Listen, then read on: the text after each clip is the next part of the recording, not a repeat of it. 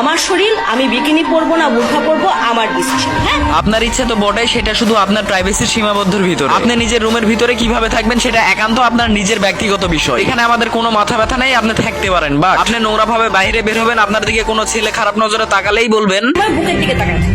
Y আপু, কেন একটা ছেলে আপনার বুকের দিকে তাকিয়ে থাকে? নিশ্চয়ই আপনি আপনার বুককে হেফাজত করতে পারতেছেন না, একটা ছেলের আকর্ষণ করতেছে বিধাই তো একটা ছেলে তাকাইতেছে। ওয়াই আপু, আপনি কেমন মেয়ে যে আপনার মুখের দিকে তাকাইতে গেলে আগে বুকের দিকে চোখ যায়? তাহলে এখন আপনি আপনার দিক থেকে চিন্তা করে দেখেন, আপনার বুককে আপনি কি পরিমাণে আকর্ষিত করে রেখেছেন। আপনি খুলে নিয়ে বসে থাকবেন, একজন ছেলে হিসাবে সেই দিকে চোখ গেলেই দোষ। কোন হিসাবে উঁচু গলায় এরকম লজিকহীন কথাবার্তা বলেন, মাথায় ধরেন। ওয়েট, এই আপুটার মতো এখন কিছু বখাটে আপুদের কোশ্চেন থাকবে, তাহলে বোরকা পরা মেয়েরা ধর্ষণ হয় কেন? এখন আমি বলবো ঠিক আপনার জন্যই বোরকা পরা মেয়েরা ধর্ষণ হয়। হ্যাঁ, ঠিক আপনার জন্যই। গ্রাম বাংলায় একটা কথা আছে, একের পাপে দোষের সাজা। আপনি শিক্ষিত হইলে বুঝবেন আশা করি। কথাবার্তা শুনে তো শিক্ষিত বলে মনে হয় না, কারণ যার মাথায় সুস্থ শিক্ষা আছে সে নিজের ইজ্জত অন্যকে দেখাবে বলে তো আমার মনে হয়। এবার যাই হোক, এখন মেন টুজি পাওয়ার পয়েন্টে আসা যাক। আমি ছোট কাপড় পরবো, খুলে রাখবো নাকি ঢেকে রাখবো এটা আপনার জন্য রাখবো না। আমি যদি খুলে রাখি আমার জন্য রাখবো, ঢেকে রাখলো আমার জন্য রাখবো। আপনি খুলে রাখবেন নাকি ঢেকে রাখবেন সেটা আপনার ব্যক্তিগত বিষয়, কিন্তু সেটা শুধু আপনার একান্ত রুমের ভিতরে। আপনি নোংরামো করবেন করেন, সেটা আপনার রুমের ভিতরে আয়নার সামনে গিয়ে নিজে করেন, নিজে দেখেন। অন্যকে দেখার সুযোগ করে দিবেন, আবার অন্যরা দেখলেই দোষ। দেখেন ভাই, আপনি যদি এখন আমাকে প্রশ্ন করেন দেশ ধ্বংসের কারণ কি, তাহলে আমি বলবো এই মেয়েটা। এখন যদি আপনি আমাকে প্রশ্ন করেন দেশে ধর্ষণের হার বৃদ্ধি হওয়ার কারণ কি, আমি বলবো এই মেয়েটা। ভবিষ্যতে একটা প্রজন্ম ধ্বংসের দিকে চলে যাবে এইরকম মেয়ে নামের কলঙ্কদের জন্য। এইরকম নোংরা মেয়েরা তরুণ প্রজন্মের মেয়েদের কাছে যেরকম ভাবে প্রেজেন্ট হয়, যেরকম ভাবে কথাবার্তা বলে তাদের ব্রেনটা ওয়াশ করতেছে, এই মাইন্ডসেটের ভিতরে যে সকল তরুণ প্রজন্মের মেয়েরা ঢুকবে, ভবিষ্যতে গিয়ে একটা জাতিকে ধ্বংস করার জন্য এইরকম কিছু মেয়েই যথেষ্ট। আল্লাহ মাফ করুক, এরকম ভয়াবহ বিষয় থেকে আমাদের বের হয়ে আসার তৌফিক দান করুক। আবার এই আপুটার সাথে সাথে সবাইকে আরেকটা কথা রিপ্লাই না দিলেই না।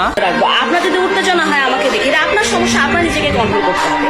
সত্যি কথা বলতে বোরকা পরা মেয়েদেরকে দেখলে উত্তেজনা তো দূরের কথা, মাথা অটোমেটিক নিচে চলে যায়। আর বোরকা পরা মেয়েদের দিকেও যে সকল ছেলেরা খারাপ নজরে তাকায়, আমি বলবো তার খারাপ নজর দেওয়ার পিছনে সে দূষিত বটে, তার থেকে বড় দোষী আপনি নিজে। এখন বলেন কিভাবে? আপনি যে নোংরা পোশাক পরে বাইরে বের হন, আপনার নোংরা পোশাক দেখে একটা ছেলের মাইন্ডসেটের ভিতরে খারাপ কিছু গেঁথে গেছে, আপনাকে দেখে সিডিউস হয়ে আপনাকে না পেয়ে অন্যকে দিয়ে সে তার শূন্যতা পূরণ করার চেষ্টা করে, তাহলে কি দোষী এখন আপনি হইলেন না? বর্তমানে বাংলাদেশে 78% ধর্ষণ হয় ছেলে মেয়ে উভয়ের ইচ্ছায়। গ্রেপ্তার ও আইনের আওতায় আনা হয় শুধু ছেলেদের। উত্তেজিত কি ছেলে শুধু একাই ছিল? প্রশ্ন থেকেই যায়। আবার এই আপুটার কথা অনুযায়ী বাংলাদেশের ছেলেরাই কনফিউজ। বাংলাদেশে বেটা মানুষ খুব কনফিউজ। এরা আসলে জানে না যে কথা বলার সময় চোখের মনি কোথায় রাখবে না।